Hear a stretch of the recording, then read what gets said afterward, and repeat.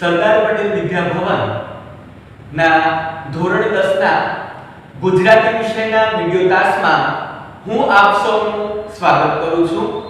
મિત્રો, આજે એક નવા પ્રકરણ સાથે આપણે અભ્યાસ કરવાના છીએ.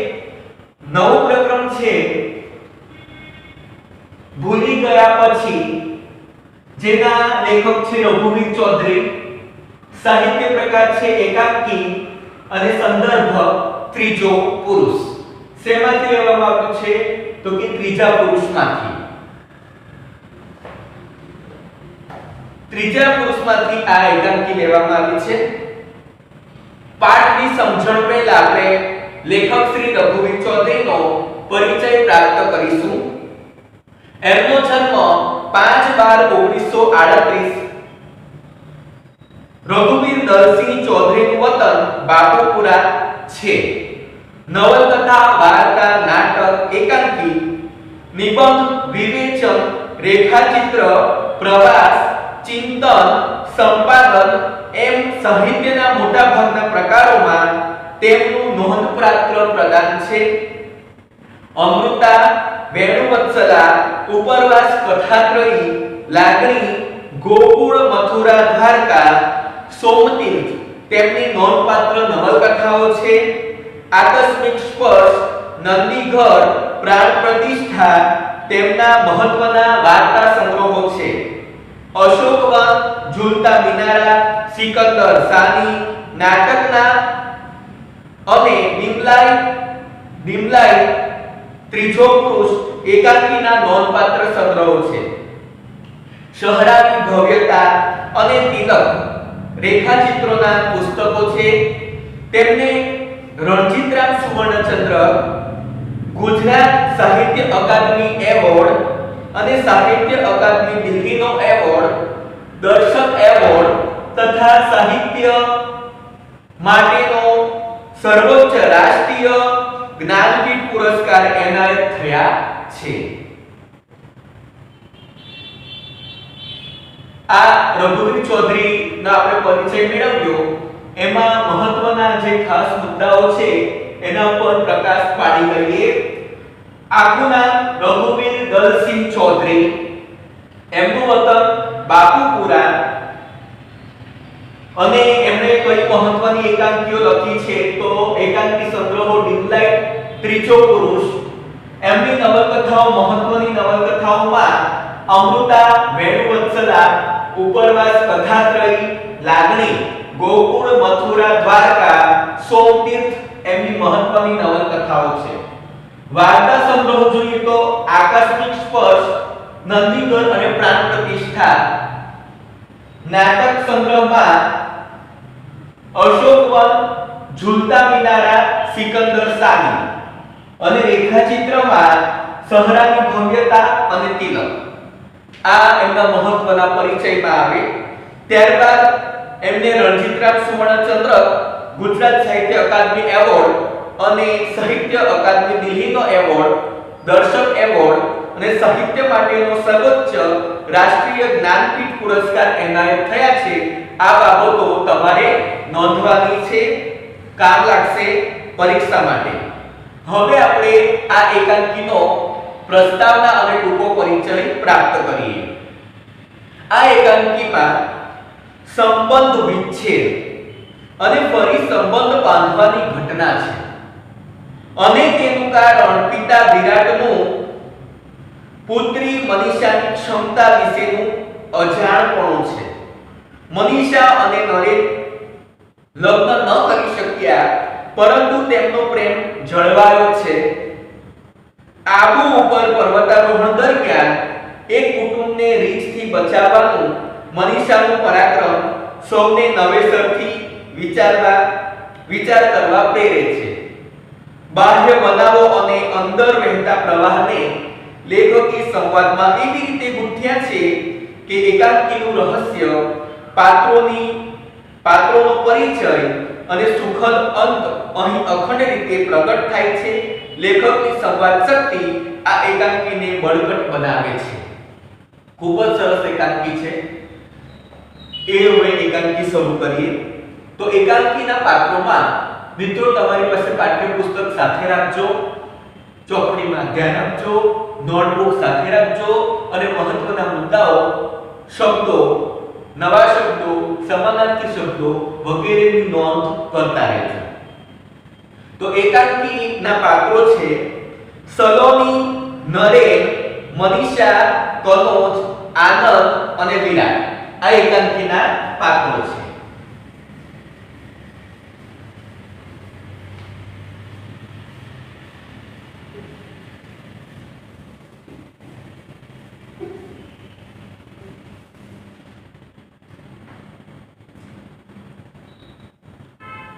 હવે કૌંસમાં જુઓ, આબુ પર પર્વતારોહણ શિબિરમાં શિબિર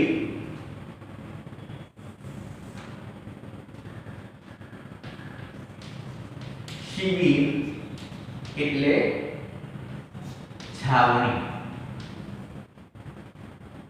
સ્થળ કયું છે તો કે આબુ. આબુ પર પર્વતારોહણ શિબિરમાં આવેલા સલોની અને કનોજ ખભે દોરડા ભરાવી સ્ફૂર્તિથી ચાલ્યા આવે છે. સ્ફૂર્તિ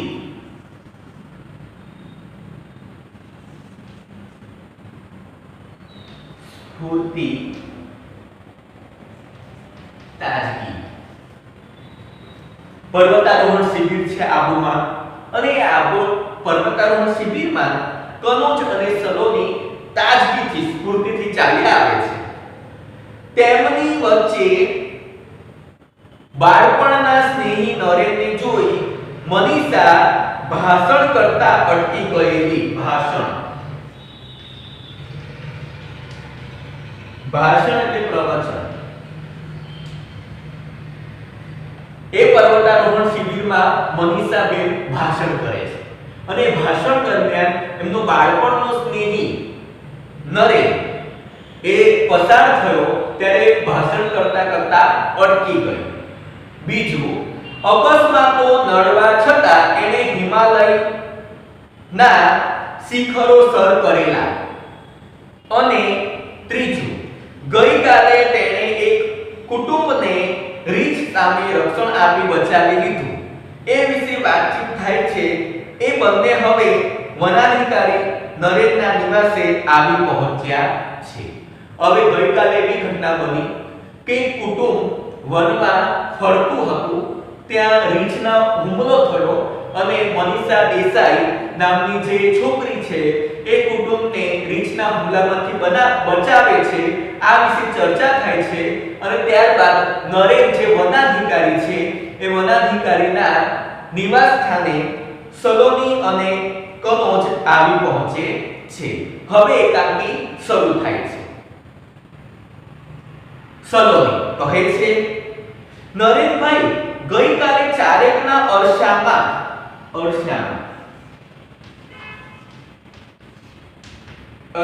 એટલે સમયમાં, નરેનભાઈ ગઈકાલે ચારેકના સમયમાં અરસામાં તમે ભરત ટેંક પાસે થઈને પસાર થયા હતા? પૂછે છે. નરેન કહે છે, પુસ્તક બાજુ પર મૂકતા. એના હાથમાં પુસ્તક હતું, એ બાજુમાં મૂકીને. હા, તમે લોકો એ વિસ્તારમાં હતા તો મને બોલાવ્યો કેમ નહીં?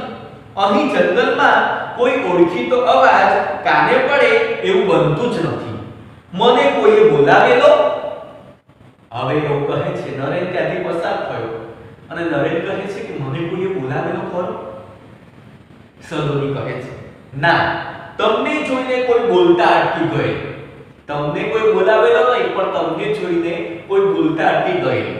આપણને ખ્યાલ છે કે નરેનને જોઈને કોણ બોલતા અટકી ગયેલું? મનીષા, જે ભાષણ કરતી હતી તે. ને મનીષા નરેનનો બાળપણનો સ્નેહી છે. નરેન એ મનીષાનો બાળપણનો સ્નેહી છે. નરેન, મારા જેવા સાદા માણસને તારી આ ગોપિત વાણી નહીં સમજાય.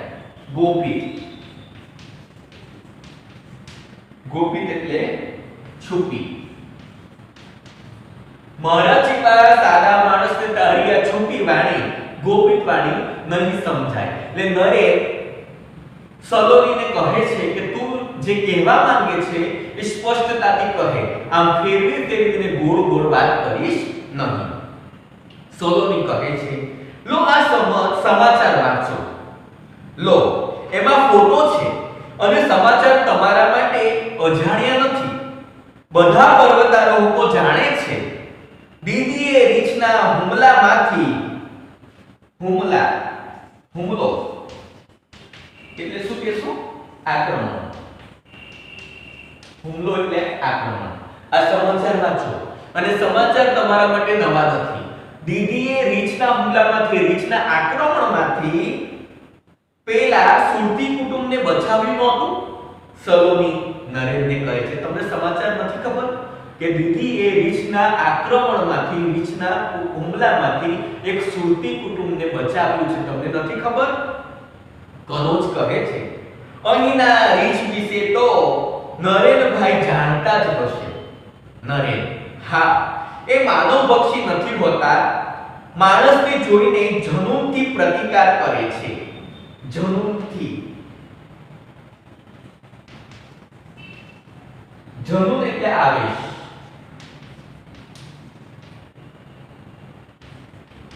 પ્રતિકાર, સામનો. કનોજ કહે છે કે અહીંના રીછ વિશે તો નરેનભાઈ જાણતા જ હશે.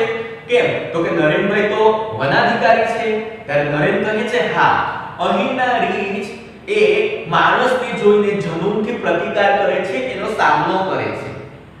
એમના હાથના પંજા આપણા મોં પર વાગી ગયા તો ભારે જોખમ.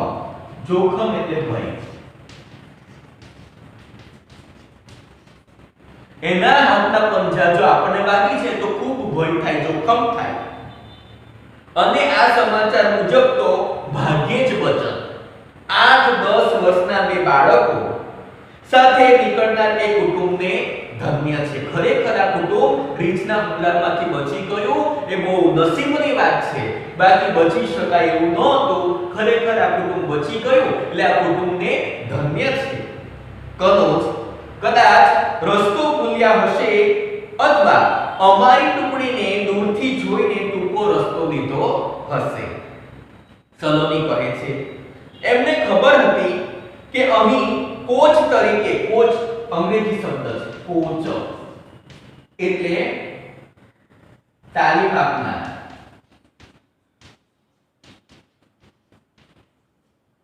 કોચ અંગ્રેજી શબ્દ છે, કોચ એટલે તાલીમ આપનાર.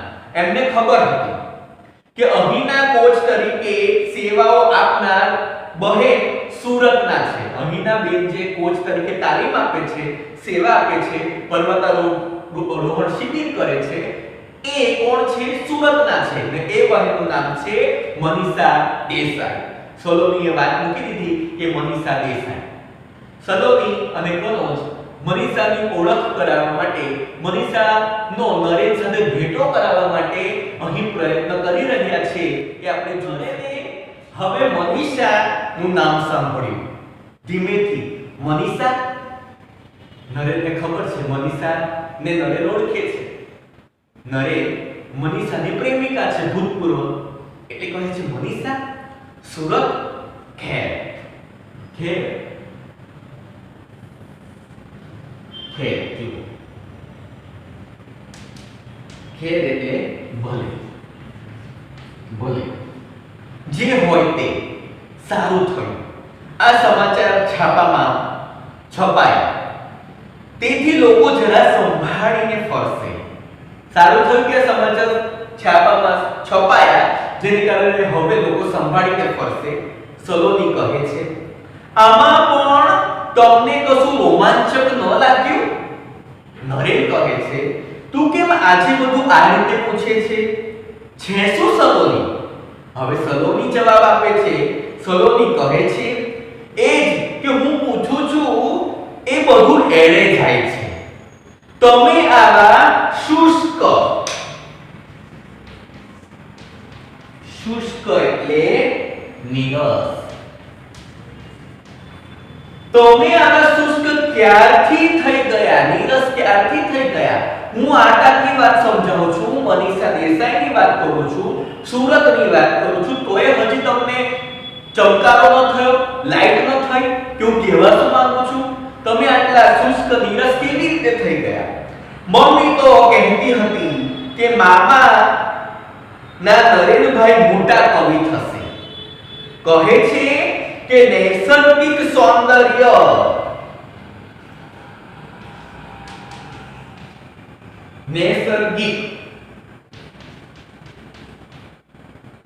નૈસર્ગિક એટલે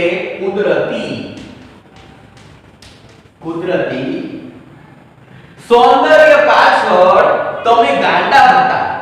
તેથી તો ફોરેસ્ટ ઓફિસરની તાલીમ લીધેલી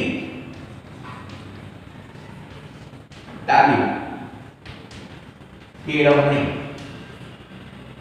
મામાના નરેનભાઈ, મામાનો છોકરો નરેનભાઈ એ નૈસર્ગિક કુદરતી સૌંદર્ય પાછળ એને બહુ ગમે, કુદરતી સૌંદર્ય બહુ ગમે એટલે તો ફોરેસ્ટ ઓફિસરની નોકરી લીધી, તાલીમ લીધી. નરેન કહે છે તેમાં તથ્ય હશે, એમાં તથ્ય હશે. તથ્ય એટલે હકીકત, એમાં તથ્ય હશે.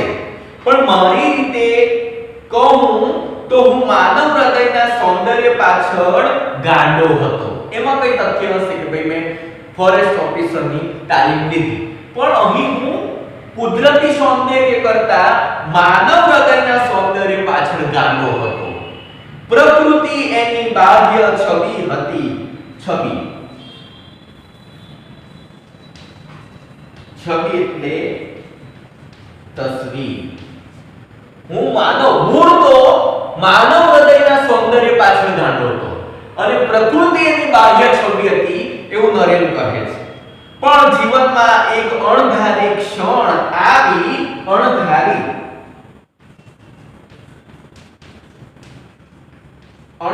એટલે ઓચિંતી. પણ જીવનમાં એવી અણધારી ક્ષણ આવી, ઓચિંતી ક્ષણ આવી, ઊંડો આઘાત કરી ગઈ. આઘાત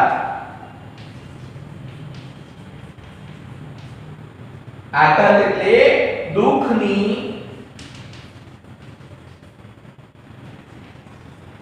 તીવ્ર લાગણી.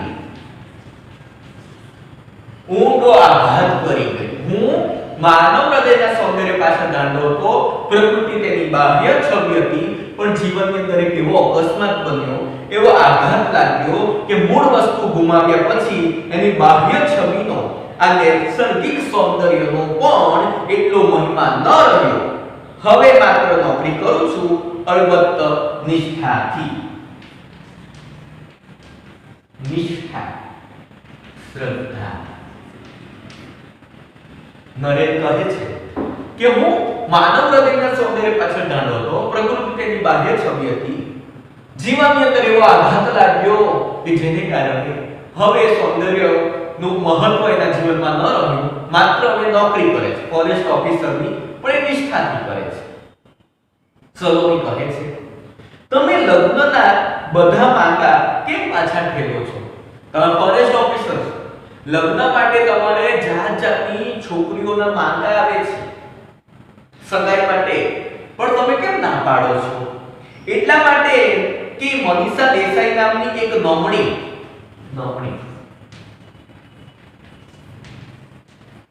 સુંદર મનીષા દેસાઈ નામની એક નમણી ને નાજુક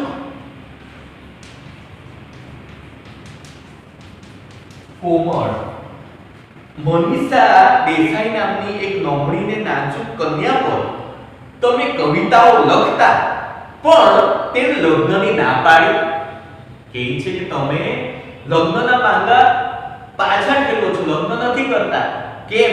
તો કે તમે ભૂતકાળની અંદર કોઈ મનીષા દેસાઈ નામની સુંદર કોમળ છોકરી સાથે પ્રેમ કરતા હતા અને એના પર કવિતા લખતા હતા ને એને લગ્નની ના પાડી, એટલે હવે તમે લગ્ન નથી કરતા ને. નરેન કહે છે એ નમણી અને નાજુક હતી એ ખરું, પણ એના પર કવિતા નહોતો લખતો. હું એને જ કવિતા માનતો હતો, હું એના પર ક્યાં કવિતા લખતો હતો? હું એને પ્રેમ કરતો હતો ને એને જ કવિતા માનતો હતો. અને બીજું એને ના નહોતી પાડી ખેર એ નાજુક કન્યાનું નામ મનીષા હતું, અટક દેસાઈ અને ગામ સુરત હતું. એને યાદ છે એની પ્રેમિકા બાળપણની પ્રેમિકા હતી, ભૂતકાળની પ્રેમિકા હતી અને એને યાદ છે કે એની અટક દેસાઈ હતી, એનું ગામ સુરત હતું. તેની આ ખડતલ એટલે મજબૂત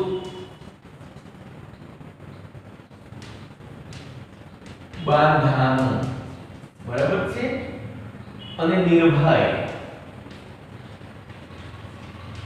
એટલે ભય વગરનું. તેની આ ખડતલ એટલે મજબૂત બાંધાનું અને નિર્ભય કન્યાને હું મારા પૂર્વજન્મની મનીષા માની લઉં.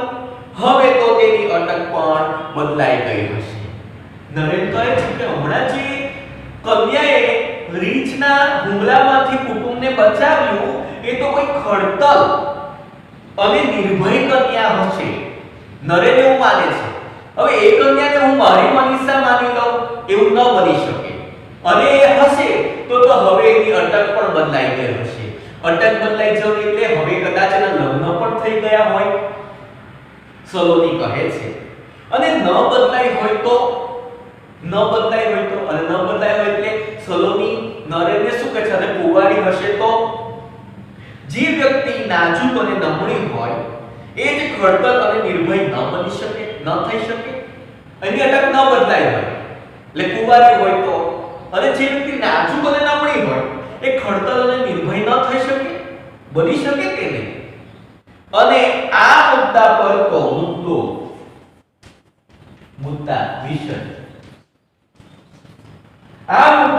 તો અમને કુમારી મનીષા દેસાઈએ કુવારી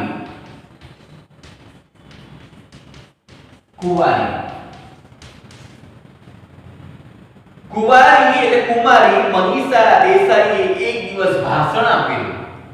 જુઓ જરા ફોટો ધ્યાનથી જુઓ, તમે ધ્યાનથી જુઓ તો ખરા. એ જ મનીષા દેસાઈ છે જેને તમે ચાહતા હતા, જેને તમે પ્રેમ કરતા હતા. એ જ મનીષા દેસાઈ આજે ખડતલ અને નિર્ભય બની છે. આ ફોટો જુઓ અને એ નિર્ભય અને ખડતલ બનીને એ વિષય ઉપર અમને ભાષણ આપ્યું હતું. તમે આ ફોટો ધ્યાન પરથી જુઓ. નરેન કહે છે આ ફોટો એવી જ છે, પણ સૈનિક બાળા જેવો યુનિફોર્મ, અંગ્રેજી શબ્દ છે યુનિફોર્મ એટલે ગણવેશ. સૈનિક બાળા જેવો યુનિફોર્મ, એનો યુનિફોર્મ કેવો છે? ફોટો જોયો નરેને મનીષાનો, તેનો ગણવેશ કેવો હતો? સૈનિક જેવો. એટલે એને વિશ્વાસ નથી થતો કે મારી મનીષા તો નમણી અને નાજુક, ન અહીંયા મનીષા છે ને નિર્ભય અને ખડતલ છે, ને યુનિફોર્મ પાછો સૈનિક બાળા જેવો. ના સલોની એ ન હોય, ના મારી મનીષા તો આ ન જ હોય. સલોની એને વિશ્વાસ અપાવે છે, એટલે ખાતરી અપાવે છે, વારે ઘરે પ્રયત્ન કરે છે કે નરેન એ મનીષા દેસાઈને ઓળખી લે અને એ જ મનીષા દેસાઈ છે જેને પ્રેમ કરે છે, જેને ચાહે છે.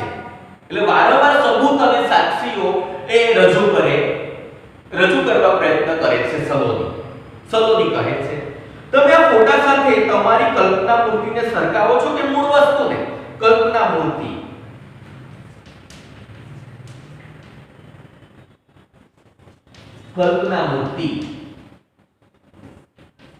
કલ્પનામાં ધારેલી મૂર્તિ. તમે આ ફોટો જોઈને તમે કલ્પનામાં ધારેલી મૂર્તિને, એટલે કે તમે જે નમણી નાજુક મનીષાને એની સાથે સરખાવો છો કે મૂળ વસ્તુને સરખાવો છો? મનીષા દેસાઈને. નરેન કહે છે એ મનીષાનું આવું રૂપાંતર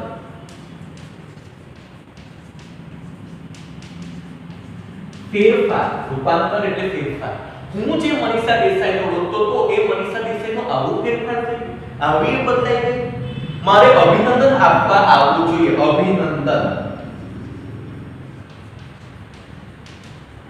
એટલે ધન્યવાદ. મારે અભિનંદન આપવા આવવું જોઈએ, મારે એને ધન્યવાદ આપવા આવવું જોઈએ.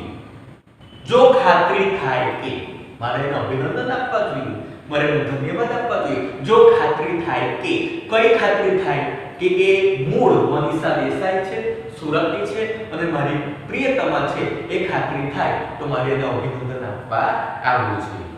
સોલોની કહે છે પ્રયત્ન કરી જોઈએ મનીષાબેનને ખ્યાલ ન આવે એ રીતે. નરેન કહે છે કનોજ તું આનંદને અહીં મોકલશે, હું પછી એની સાથે કેમ્પ પર આવીશ. તો આનંદને અહીં મોકલે તો હું એની સાથે કેમ્પ ઉપર, તમારો જે કેમ્પ છે એના ઉપર એને આવીશ અને મનીષા દેસાઈને રૂબરૂમાં અભિનંદન આપું. આ મોટું પરાક્રમ કરવા બદલ રીછના હુમલામાંથી જેવી રીતે કુટુંબને બચાવ્યું, સુરતી કુટુંબને બચાવ્યું, એ માટે હું એને રૂબરૂ મળીને અભિનંદન આપવા માંગુ છું. સલોની કહે છે ચાલો વરંડામાં બેસીએ. વરંડાને બહારનો ઓરડો, વરંડામાં બેસી સૂર્યનો પ્રકાશ છે ત્યાં સુધીમાં આ તમારા બંગલાના ફૂલ છોડની શોભા જોઈએ. અરે વરંડામાં બેસી ચાલો તો ખરા, સૂર્યનો સરસ મજાનો પ્રકાશ છે તો આ ફૂલ છોડની શોભા જોઈએ. નરેન કહે છે તું ચાલ, ખુરશીઓ હું લાવું છું. મારી અત્યાર સુધીની નોકરીમાં આ સૌથી સુંદર મકાન મળ્યું છે, જાણે કે હું અહીંનો માનવંતો મહેમાન ન હોઉં. માનવંતો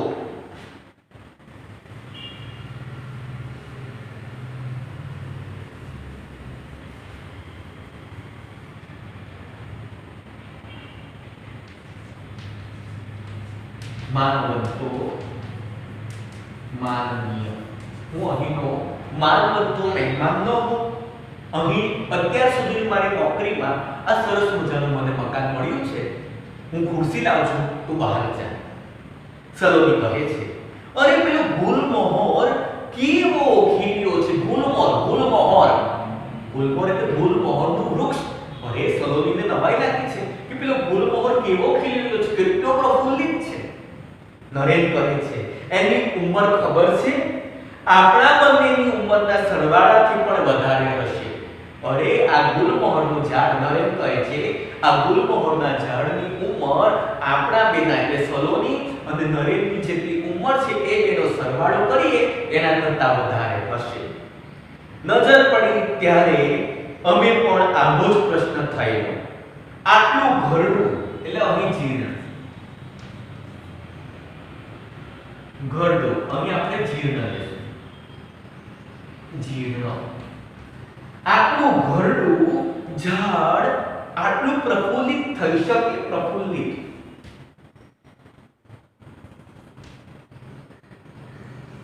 પ્રફુલ્લિત ખીલેલું. મને પણ પ્રશ્ન થયેલો પહેલી વખત જ્યારે મેં ગુલમોહરને જોયો ત્યારે કે આટલું ઘરડું ઝાડ, એની ઉંમર વધારે છે ને, આટલું ઘરડું ઝાડ આટલું પ્રફુલ્લિત ખીલેલું હોઈ શકે. દૂર જોતા નરેનની નજર હવે દૂર જાય છે. અરે આ પેલો દોડતો આવે એ તો મનીષાનો નાનો ભાઈ ને, આટલા વર્ષે બાળક જ રહ્યો. અરે પેલો દોડતો આવે છે તો મનીષાનો નાનો ભાઈ લાગે છે. સલોનીને નરેન કહે છે આટલા વર્ષે પણ એવો જ રહ્યો. બરાબર 4-4.5 વર્ષે હું તેને જોઉં છું. મનીષાનો નાનો ભાઈ દોડતો આવે છે.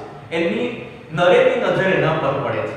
4-4.5 વર્ષ પછી મનીષાના નાના ભાઈને એ જુએ છે. સોલોની કહે છે હવે કઈ બાકી છે ખાતરી કરી લેવામાં? હવે તમને કઈ બાકી છે ખાતરી કરવામાં? હજી તમને કઈ ખાતરી કરવી છે? હજી તમારા મનમાં શંકા છે કે અહીં જે કેમ્પ પર મનીષા દેસાઈ આવ્યા છે અને અમને ટ્રેનિંગ આપે છે, પર્વતારોહણની ટ્રેનિંગ આપે છે, જે ભાષણ આપે છે અને રીછના હુમલામાંથી સુરતી કુટુંબને બચાવ્યું, એ તમારી મૂળ જેને તમે પ્રેમ કરતા હતા એ મનીષા દેસાઈ છે. હજી તમારે ખાતરી કરી લેવામાં કઈ બાકી છે? એનો ભાઈ તો દોડતો આવે છે. એટલે સલોની નરેનને પ્રશ્ન પૂછે છે કે હજી? નરેન કહે છે હા, મૂળ વસ્તુ મનીષાનું મન. સોલોની કહે છે કે હજી તારે કઈ ખાતરી કરવી છે? નરેન કહે છે મારે એનું મન તો જાણવું જોઈએ ને કે હજી મને પ્રેમ કરે છે. સલોની તમને દૂરથી જોતા જ જેની વાણી ખોવાઈ ગઈ, તેના મન વિશે બાતમી આપનાર મારાથી ચડિયાતું, બાતમી એટલે ખબર. એના મન વિશેની ખબર આપનાર મારા કરતા ચડિત કેમ? તો કે સલોની એ મનીષાની ખૂબ નજીક છે. સલોની મનીષાના મનને ખૂબ સારી રીતે જાણે છે અને મનીષા પોતાના મનની બધી વાત સલોનીને કહે છે કે સલોનીને બધી વાતની ખબર છે કે એના મનમાં શું છે. એને ખબર છે કે હજી નરેનને મનીષા પ્રેમ કરે છે કે કેમ. એટલે મારા કરતા ચડિયાતું તમને બીજું કોઈ મળવાનું નથી, એ તમને ચાહે છે. સલોનીએ કહી દીધું નરેનને કે મનીષા દેસાઈ તમને ચાહે છે, હજી પણ પ્રેમ કરે છે. એના પ્રેમમાંથી જ એનું શૌર્ય જાગ્યું હશે. એના પ્રેમના લીધે જ એક નમણી નાજુક છોકરી આખી ખડતલ અને નિર્ભય બની છે, વીર બની છે. એના પ્રેમના લીધે, તારા પ્રેમના કારણે જ. નરેન કહે છે શક્ય છે. આ આનંદ કેમ આમ દોડતો આવ્યો? આનંદ દોડતો આવ્યો. મનીષાનો ભાઈ આનંદ છે. આનંદ દોડતો આવ્યો પૂછે છે કેમ દોડતો આવ્યો? સલોની કહે છે અહીં આવ્યા પછી એ ચાલવાનું ભૂલી ગયા છે, બસ દોડે છે. આનંદ આજે તો કારણ પણ હતું. કનોજે કહ્યું કે મને અહીં બોલાવ્યો છે, તમને મળીને પાછું બસ સ્ટેશને જવું છે. તાર હતો, પપ્પા આવવાના છે, હું અને દીદી એમને લેવા જવાના હતા. ત્યાં કનોજે અમારી કાર રોકી અને એ મારી જગ્યાએ ગયો. પપ્પા આવવાના છે. કોના પિતા આવવાના છે? મનીષા દેસાઈ અને આનંદના પિતા આવે છે. એટલે બસ સ્ટેશને લેવા માટે કનોજ જાય છે અને આનંદને અહીં નરેન પાસે મોકલી આપે છે. નરેન પણ તારા પપ્પા આમ એકાએક કેમ આવે છે? આનંદ કહે છે આ મનીષાના પરાક્રમ વિશે છાપામાં વાંચ્યું હશે, અભિનંદન આપવા પધારતા હશે. આ મનીષાએ જે પરાક્રમ કર્યું, સુરતી કુટુંબને રીછના હુમલામાંથી બચાવ્યું અને અભિનંદન આપવા માટે પિતાજી જાતે આવે છે. મનીષા દેસાઈને અભિનંદન આપવા એની દીકરી. નરેન મનીષા કોણ? આનંદ તમે પૂછો છો મનીષા કોણ? એની હાજરીમાં આવો પ્રશ્ન ન કરતા, નહીં તો એ આત્મહત્યા કરશે. આત્મહત્યા એનો અર્થ થશે આપઘાત. તમે પૂછો છો મનીષા દેસાઈ કોણ? મનીષા કોણ? એની હાજરીમાં એ જ્યારે હોય ત્યારે તમે આવું ન પૂછતા, નહીં તો એ આપઘાત કરશે, આત્મહત્યા કરશે. નરેન અત્યાર સુધી જીવી છે તો હવે કદાપી એવું ન કરે. અત્યાર સુધી જીવી છે તો એવું ન કરશે. આનંદ દીદીનું ભલું પૂછતું. અહીંના ઊંચામાં ઊંચા શિખર પર જઈને કૂદે. જેને કાજે આવું આ કરવું સખત, જેને કાજે આવું આટલું તપ કરીને સિદ્ધિ મેળવી છે, સિદ્ધિ સફળતા, એ પૂછી છે મનીષા કોણ? તો પછી અરે જેને મેળવવા માટે. મનીષા દેસાઈ જેને પ્રેમ કરે છે, મનીષા દેસાઈ જેને ચાહે છે, નરેનને મેળવવા માટે જેને આટલી સિદ્ધિ પ્રાપ્ત કરી છે, આટલી સફળતા પ્રાપ્ત કરી છે, પોતે ખડતલ અને મજબૂત અને નિર્ભય બની છે. 4 વર્ષ જેને રાહ જોઈ છે અને મહેનત કરી છે, એવો પુરુષ જો સામેથી એવું પૂછે કે મનીષા કોણ, તો ખરેખર દીદી તો આપઘાત કરી જ લે ને. નરેન કહે છે ખરેખર હું તો ભૂતકાળ બાદ કરીને જીવતો હતો. અરે એવું છે? ખરેખર હું તો ભૂતકાળને ભૂલી ગયો હતો, આ બધી વાતો જ ભૂલી ગયો હતો. આનંદ કહે છે મનીષા યાદ કરીને જીવતી હતી. ખરેખર તો એમ કહેવું જોઈએ કે ભવિષ્ય માટે જીવતી હતી. પપ્પાએ તમારી સાથે એની સગાઈની ના પાડી, એનો આઘાત સમજવાની ત્યારે મારી ઉંમર ન હતી, છતાંય મેં એની તરફેણમાં દલીલ કરી હતી. પપ્પાએ જ્યારે તમારી અને મારી બેન મનીષાને સગાઈની ના પાડી ત્યારે તો હું નાનો હતો, તેમ છતાં મેં મનીષા મારી બેનનો સાથ આપેલો. પપ્પાએ મને કહ્યું જા મનીને કહે કે એક ગરોળી પકડી લાવે, તુરંત હા પાડી દો. એમની વાત સાચી હતી. મનીષા ત્યારે સુકુમાર તો હતી જ, પણ ડરપોક પણ હતી. ડરપોક બીકોણ. એમની વાત તે વખતે મનીષા દેસાઈ તમારા સાથે લગ્ન કરવા સક્ષમ ન હતી એવું કોણ માને છે? એના પિતા. કારણ કે ડરપોક હતી, તે વખતે સુકુમાર હતી, નવની અને નાજુક હતી. પિતાએ શરત મૂકી હતી કે નરેન સાથે મનીષાના એક જ શરત પર લગ્ન થાય જો એ એક ગરોળી પકડી લાવે તો. એટલી બધી ડરપોક હતી. પપ્પાને ખાતરી હતી કે સિંહની એકાદ ત્રાળ ગર્જના સાંભળીને મનીષા મરી જશે અને નરેન્દ્ર કુમારે વિધુરનું જીવન જીવવું પડશે. એકાદ ત્રાળ સાંભળે, એકાદ ગર્જના સાંભળે તો મનીષા મરી જશે અને નરેન્દ્ર કુમારને વિધુરનું જીવન જીવવું પડશે. વિધુર જેની પત્ની મરી ગઈ હોય એવા પુરુષને વિધુર કહેવાય. અને નરેન તો ફોરેસ્ટ ઓફિસર હતો. લગ્ન થાય તો નરેન સાથે મનીષાને રહેવું પડે અને ત્યાં તો સિંહની ગર્જના સાંભળે તો મરી જશે. નરેનને વિધુરનું જીવન જીવવું પડશે. એ માટે મનીષાના પિતા લગ્ન કરવા માટે ના પાડી દે છે. મનીષા અને નરેનના લગ્નની મંજૂરી આપતા નથી. પણ હવે આખી વાત બદલાઈ ગઈ છે. પપ્પા ઘણા વખતથી તમારું સરનામું શોધતા હતા. હવે આખી બાજુ પલટાઈ ગઈ, આખી વાત પલટાઈ ગઈ. નિર્ભય અને નાજુક અને નમણી મનીષા દેસાઈ હવે ખડતલ અને નિર્ભય બની છે એટલે વાત પલટાઈ ગઈ. હવે લગ્ન કરવા માટે સક્ષમ છે નરેન સાથે. એ જિંદગી જીવી શકે છે. એટલે પિતા પોતે, મનીષા દેસાઈના પિતા પોતે સામેથી નરેનનું સરનામું શોધતા હતા. એ મનીષા પાસેથી જાણશે તો સીધા અહીં જ આવશે. નરેન આ બધું માન્યમાં આવે એવું નથી લાગતું.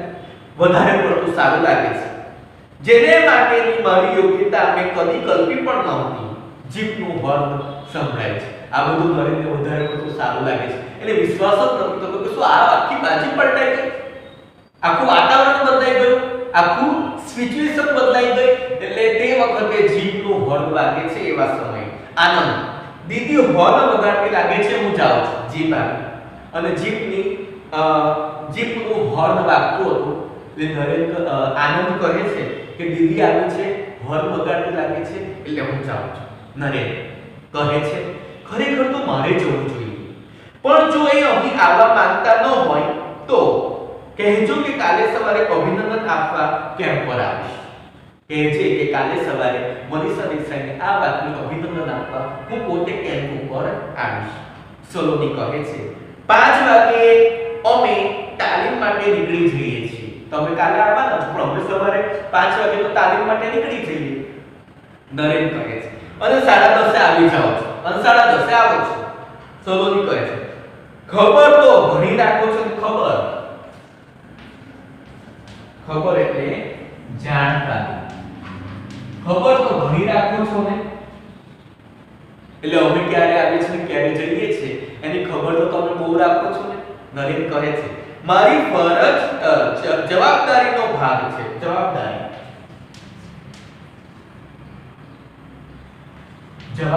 એટલે ફરજ. મારી ફરજનો એક ભાગ છે. ભાગ એટલે અંશ.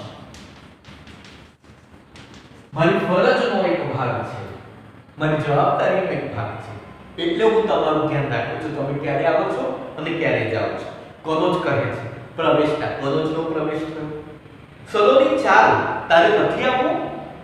સલોની કહે છે કેમ દીદી અહીં નથી આવતા? આ સ્થળે?